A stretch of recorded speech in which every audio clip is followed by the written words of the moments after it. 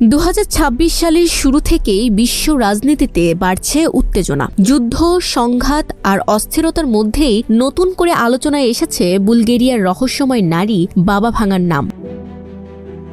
তার অনুসারীদের দাবি, বহু বছর আগেই বাবা ভাঙা ভবিষ্যৎবাণী করেছিলেন 2026 সাল মানবজাতির জন্য বয়ে আনবে যুদ্ধ ও ধ্বংস। অনুসারীদের মতে তিনি আগেই নাকি ভবিষ্যৎবাণী করেছিলেন যুক্তরাষ্ট্রের 9/11 হামলা, প্রিন্সেস ডায়ানার মৃত্যু, এমনকি বিশ্ব শক্তি হিসেবে চীনের উত্থান। সম্প্রতি নিউ ইয়র্ক পোস্টের এক প্রতিবেদনে দাবি করা হয় 2026 সালেই নাকি তৃতীয় বিশ্বযুদ্ধ শুরু হতে পারে, এমনকি মানুষের সঙ্গে ভিন গ্রহের প্রাণীর প্রথম যোগাযোগও হতে পারে। যদিও এসব দাবির পক্ষে কোনো বৈজ্ঞানিক প্রমাণ নেই। বাবা ভাঙার প্রকৃত নাম ভ্যাঞ্জেলিয়া প্যান্ডেভা গুস্তেরোভা। জন্ম 1911 সালে, বর্তমান উত্তর মেসিডোনিয়ায়। মাত্র 12 বছর বয়সে এক ভয়াবহ টর্নেডোতে দৃষ্টিশক্তি হারান তিনি। বাবা ভাঙার কথিত ভবিষ্যৎবাণীর সময়রেখা নাকি বিস্তৃত 5079 সাল পর্যন্ত। 2028 সালে শুক্র গ্রহ অনুসন্ধান, 2033 সালে মেরু অঞ্চলের বরফ